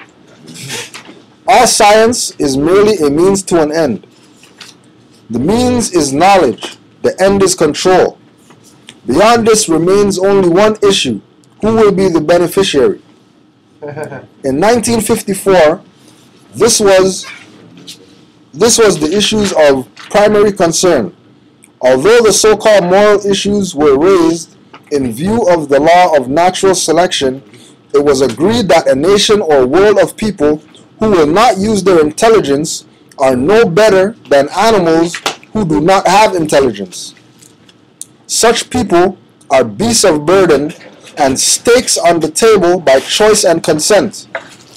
Consequently, in the interest of future world order, peace, and tranquility, it was decided to privately wage a quiet war against the public with an ultimate objective of permanently shifting the natural and social energy, wealth, of the undisciplined and irresponsible many to the hands of the self-disciplined and responsible and worthy few. In order to implement this objective, it was necessary to create, secure, and apply new weapons, which, as it turned out, were a class of weapons so subtle and sophisticated in their principle of operation and public appearance as to earn for themselves the name silent weapons. So I don't know if you guys were sort of all interrupted, but you might want to read that again, the energy thing. I don't know, just to, because it explains. In 1954, this was the issue of primary concern. Although the so-called moral issues were raised, in view of the law of natural selection, it was agreed that a nation or world of people who will not use their intelligence are no better than animals who do not have intelligence. Such a people are beasts of burden and stakes on the table by choice and consent. Consequently, in the interest of future world peace and tranquility, it was decided to privately wage a quiet war against the American public with an ultimate objective of permanently shifting the natural and social energy, wealth, of the undisciplined and irresponsible many to the hands of the self-disciplined and responsible and worthy few. I mean, remember, they're just telling you right here exactly what they're doing. What their plan is, yeah. In order to implement this objective, it was necessary to create, secure, and apply new weapons, which, as it turned out, were a class of weapons so subtle and sophisticated in their principle of operation and public appearance as to earn for themselves the name silent weapons. In conclusion, the objective of economic research as conducted by the magnates of capital, banking, and the industries of commodities, goods, land, services, is the establishment of an economy which is totally predictable and manipulable. In order to achieve a totally predictable economy, the low-class elements of society must be brought under total control, i.e., must be housebroken, trained, and assigned a yoke and a long-term social duties from a very early age, before they have an opportunity to question the propriety of the matter. In order to achieve such conformity, the lower-class family unit must be disintegrated by a process of increasing preoccupation of the parents and the establishment of government-operated daycare centers for the occupationally orphaned children. The quality of education given to the lower class must be of the poorest sort, so that the meat of ignorance, isolating the inferior class from the superior class, is and remains incomprehensible to the inferior class. With such an initial handicap, even bright lower-class individuals have little, if any, hope of extricating themselves from their assigned lot in life. Can you pause there for a second? Let's start to think about this. If you went to sort of normalize like this normal schooling that they're giving us, and they're giving you misinformation, and then you're supposed to be going to higher learning, which is still misinformation, a lot less, you're more than likely, unless you're genius level, you're never going to find your way out of that box. So therefore, you're then going to fall back to a state where you're going to accept what you can be given. Oh, listen, you can make $22 an hour on the assembly line, versus being something that the real God. God person that you are, right? They put you in a maze that you can't get out of. Okay, here's something now for Toronto now. The Toronto Board of Education, public education in Toronto, was started by Mr. Ryerson, Edward Ryerson. He's another one of them. And what the reason was, exactly what that plan says. What they were saying is, the English people who were in Toronto here, who were in control, York, right? Yeah. Cabbagetown, that's where Toronto was. Mm. The business people and the professional people. What they said was, what Mr. Ryerson said to them was, you have a whole bunch of poor Irish and Italians and a little bit of us who was there. And they're coming into the city. How do we get them to be good servants to serve us? Right. And what Mr. Ryerson said was, make an education system so that we teach them what they need to know to serve us better. Right. So when I heard that, I freaked out. Yeah, and then what Ryerson did too, in order to control the quote-unquote aboriginals, these ones that we hear now, that's what he did with the residential school. He's the same one. So and this is like 18 something. Same one? He's same one? Mr. Ryerson, yeah. I realize that too, you know. Same one. So this King Alfred's plan is probably in the 50s. And once Mr. Ryerson you in the realize 80s. this, right? Most of these guys would have been scions, S-C-I-O-N, of their societies. Right. Therefore, they would have been going back to their lodges and disseminating this After, right. information. No, but that's exactly Quietly. Activity that happens in the lodges. Well, that's exactly what it But I'm is. saying that's military style. But I'm saying a guy like Ryerson may never have even been privy to this. Right. But he would have. But you're right. No, what I'm saying, it's not military. That's what I'm saying. This King Alfred's plan is a military plan. Right. That was probably hatched in the 50s. Right. Right. It came out to the public in 69. Right. So maybe even the 40s. And that's Right. not new. It's That's probably before, prior to Okay, 69. that's what I'm saying. But what I'm saying is, Ryerson did exactly that. Yeah. Mm. But on an 18 educational. No. In 18 something, no, exactly what you read. Yeah. That's what Trying to he's say saying. that it was How long- do you long get? ago. Yeah. How do you control the poor classes? That's what I'm saying. Right. You could probably go and Google it. This isn't. It's not even hidden.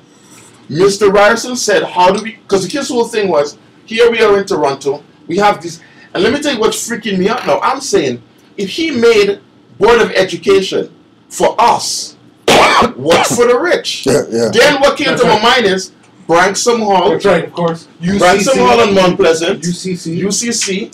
The one at Avenue Road in Lawrence. What's that one? Loretto Abbey. No, Loretta Abbey's Davenport. Young and Davenport, what's that place called? With the Masonic Temple there? Mm-hmm. Well, that's just... Used to be.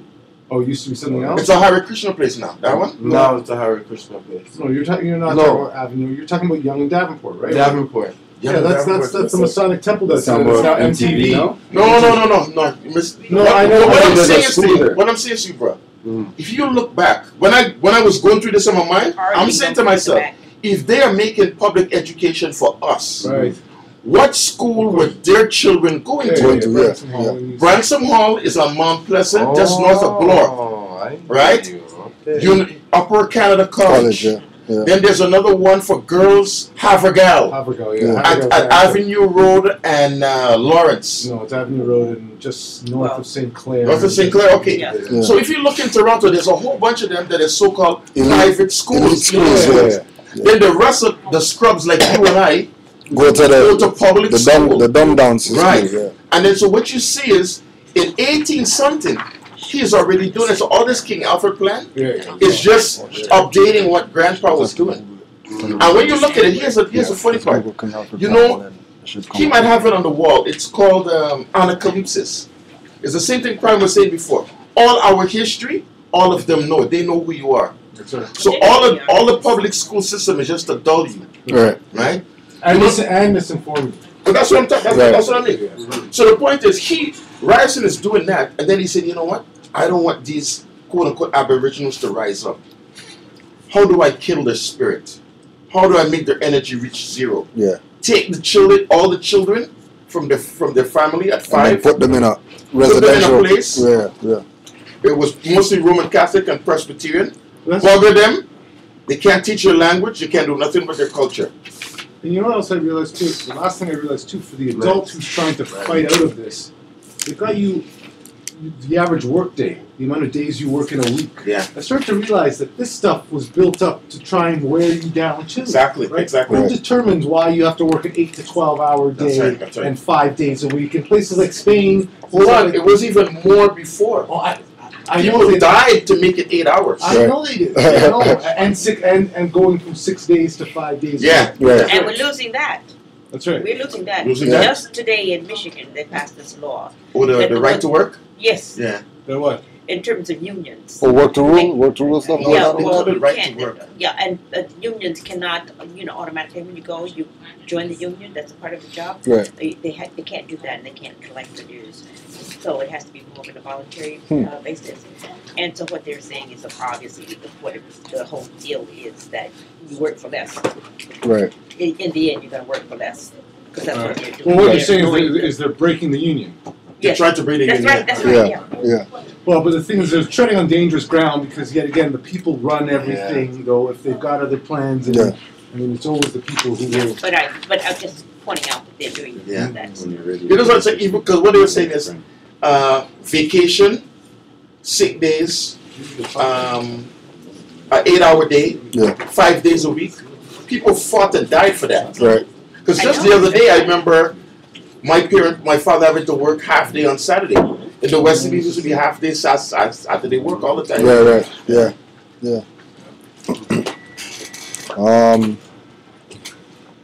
Mayor Amschel Rothschild, give me control over a nation's currency, and I care not who makes its laws. Today's silent weapon technology is an outgrowth of a simple idea discovered, succinctly expressed, and effectively applied by the quoted Mr. Rothschild. Mr. Rothschild discovered the missing passive component of economic theory known as economic inductance. He, of course, did not think of this discovery in these 20th century terms, and to be sure, mathematical analysis had to wait for the Second Industrial Revolution, the rise of the theory of mechanics and electronics, and finally, the invention of the electronic computer before it could be effectively applied in the control of the world economy. What Mr. Rothschild had discovered was the basic principle of power influence and control over people as applied to economics. That principle is when you assume the appearance of power, people soon give it to you.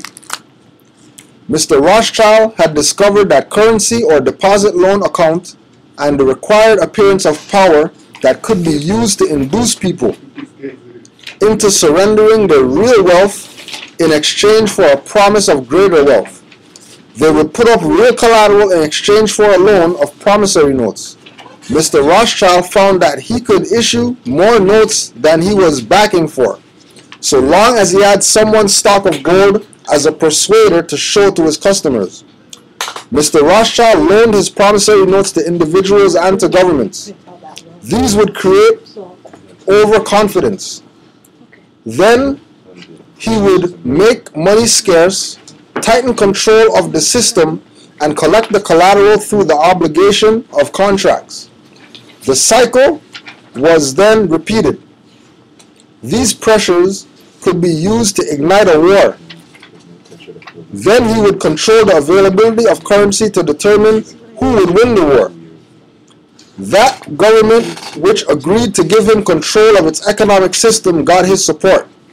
Collection of debts was guaranteed by economic aid to the enemy of the debt. The profit derived from this economic methodology made Mr. Rothschild all the more wealthy and all the more able to extend his wealth.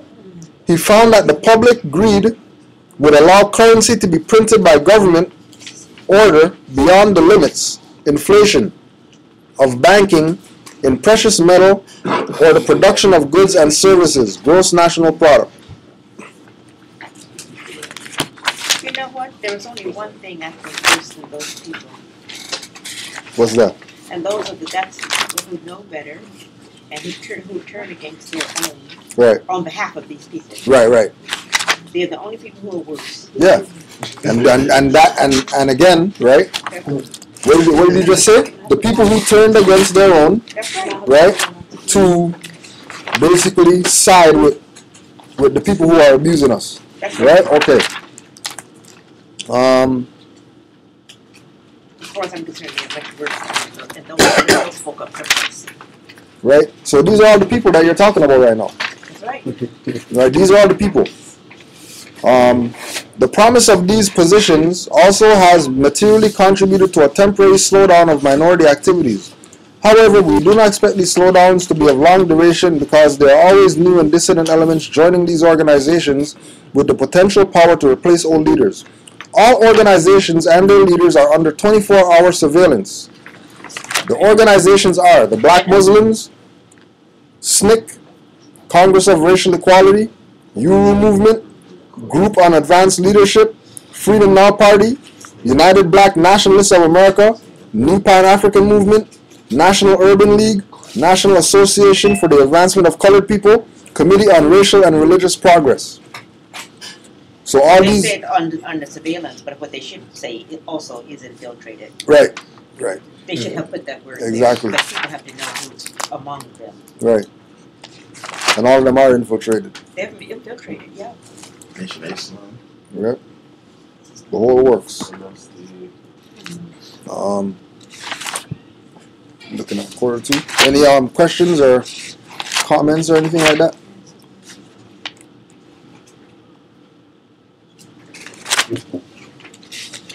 No, yeah, I have a question. From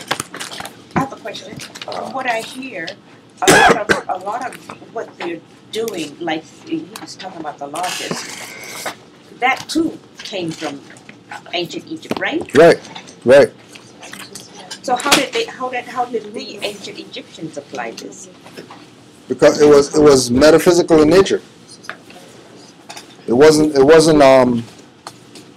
You speak of the money part though, right? yeah, it wasn't an organization that you join and you get perks because you're part of this thing. It was something that, from yay high, you're brought up in this thing. So by the time you get to In Egypt, yes. yeah, by the time you get to go to school or whatever, Right, yeah. you already have It's it in your mind. Yeah. Right, yeah. Right? Whereas with the Europeans, they got it late because we taught them as adults. Right? So, like a child is gonna digest better than an adult. I guess what I'm trying to say is that there are some things there with the ancient Egyptians also that I question. Like what?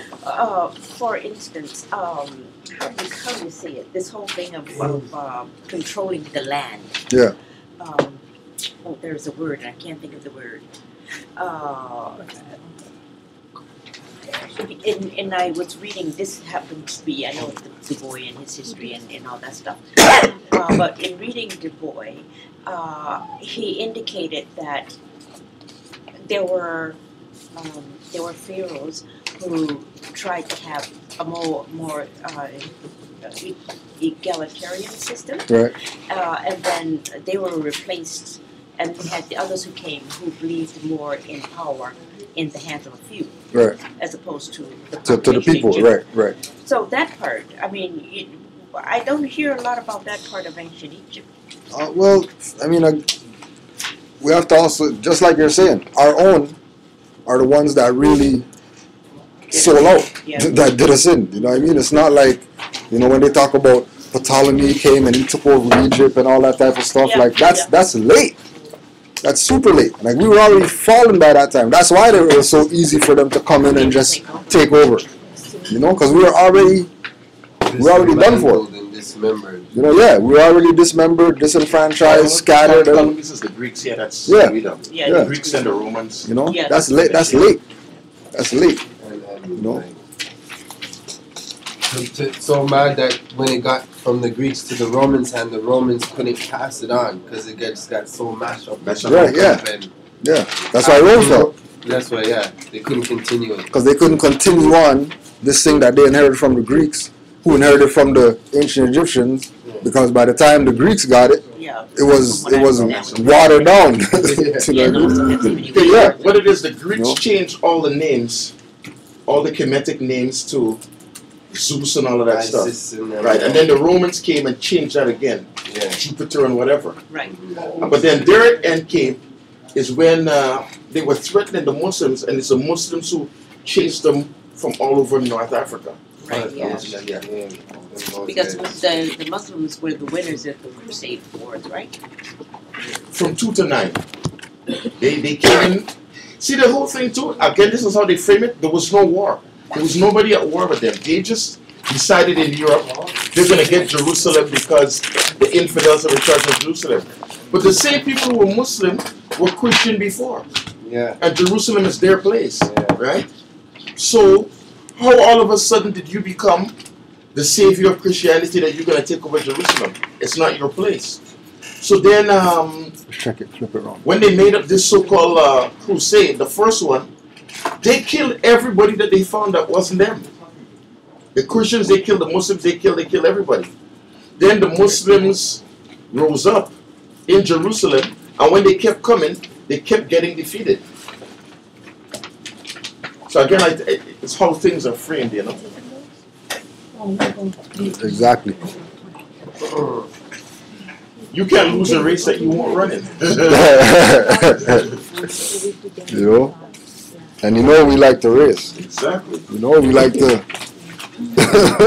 I can't come and say I beat Hussein both yesterday. No, those niggas do. The which one? The one you were just reading. Oh, You right. Oh yeah. Let's just touch this quick fast. This is from the law of refugee status by James C. Hathaway. And then this is under the section of nationality. Page 144. Closely linked to the notion of race or ethnicity is the concept of nationality. As in the case of race, the drafting history of the convention offers no specific definition of nationality. The early commentators assumed a narrow meaning of the term, roughly equivalent to formal citizenship, leading to the obvious question of why a state would choose to persecute its own citizens merely by reason of their status as citizens. A slightly more expansive interpretation of citizenship, however, suggests a number of situations in which disenfranchisement on the basis of formal political status is conceivable. First, resident internationally unprotected persons, such as refugees and stateless persons, might be the objects of human rights abuse by reason of their status as foreigners.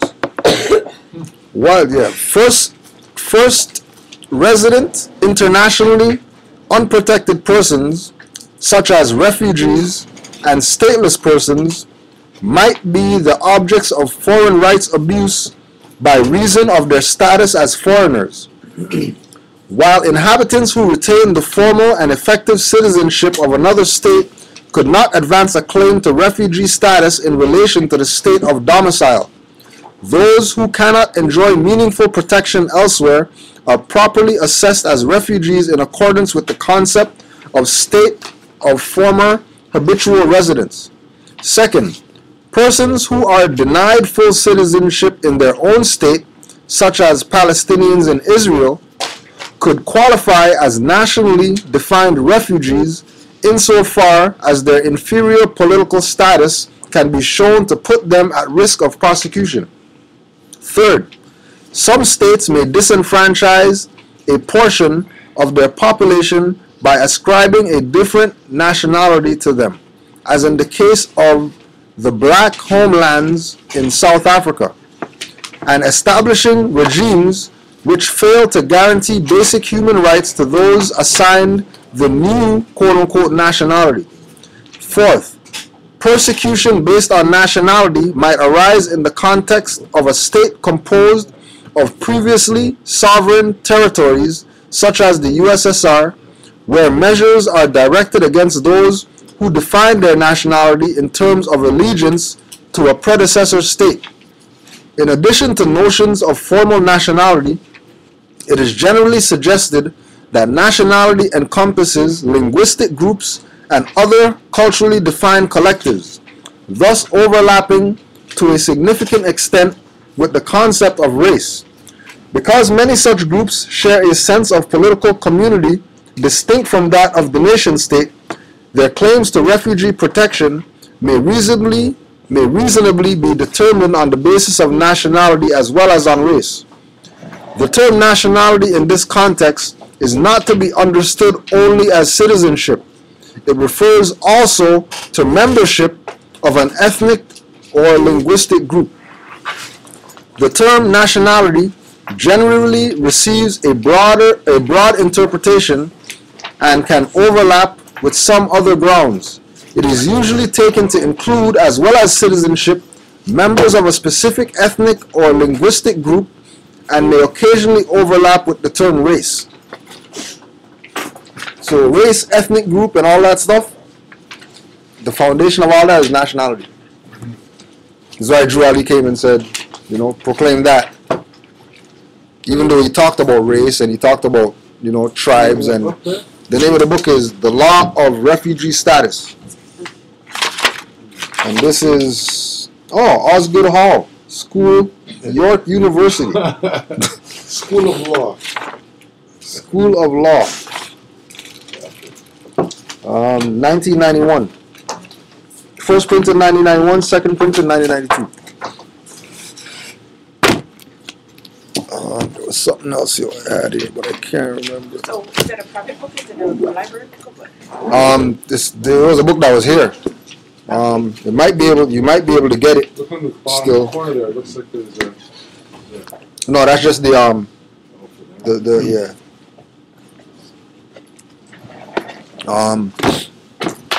So we'll go back to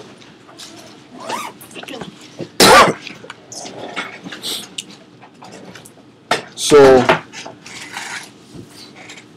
it's earnestly hoped that we've replaced all the blackness of the African Moors that has been attempted to be taken away from us today. We do hope that people And the word consider the what? the smell. You must smell it. I don't know. Smell? Yeah.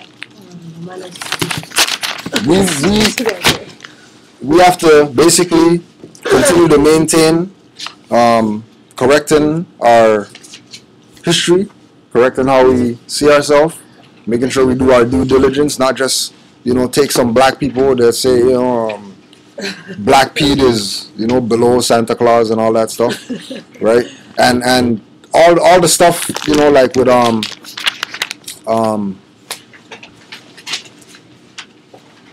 all the information from today is stuff that was found today. So it's not like you have to go hunting for information. Like information's at our fingertips.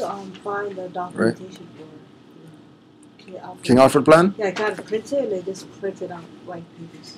Yeah. Like That should tell you something. That should tell you something. Huh? That should tell you So I something. was Yeah. hoping, could I photocopy Yeah. yours? It's because it's binded, so you I have know, to. but Bind is yeah, already then almost I just Oh, hold you it just like do it that way? Yeah. I mean, you could Yeah, I could would try, like a copy too. Would you? could Okay, try. I'll make you a copy. but it's Is that in the And I Moors and the Mexum? because we're trying to get out of that. That might take a little bit. Okay. You're gonna be here tomorrow? You coming here tomorrow? No. I'm just gonna So I'll make some copies of it. Okay, so Make some Tuesday. copies. Tuesday. Yeah, make some copies. I'll be here tomorrow. You're not here tomorrow? No, I'm just here to just pick I'll make something some up and I'm copies. leaving. You I'm make waiting. the I'm not copies. really. Yeah, I'll get some Okay, copies. so Of now it. what about the other You wanna book? call- Can I keep have the the space space and then I want to write down the This is what This one? the Africa means. Right. All right, so we're gonna close out. Intrigued by that. Yeah, we're gonna close out right now. And Who's traveling downtown? 8:57. I am. You are? So we just rise and do the honors for the new You people. want to go? Yeah. That's what I'm going downtown. Yes. For the new people, you don't have to. You could participate or you could just observe or whatever. But for For us, this is our affirmation that we do after every class, just to keep the catechism or keep everybody on the same mind frame, right? So we go 5 on the left, 2 on the right, because it's all about the 7. Oh, 5 on the left? Yeah. Oh, 2 on the right. 2 on the right, Okay. right? And repeat after me. Allah, the Father of the universe. Allah, the Father of the universe. Father of love. Father of love. Truth. Truth. Peace. Peace. Freedom. Freedom. And justice. And justice. Allah is our protector. Allah is our protector. Our guide. Our guide. And our salvation. And our salvation. By night. By night. And by day. And by day. Through His and her holy prophet. Through His and her holy prophet. Noble Drew Ali. Noble Drew Ali. Islam. Islam. Islam. Islam. Islam. Islam. Peace. Hotep. Peace, Moors. Islam. And that's like a more tradition.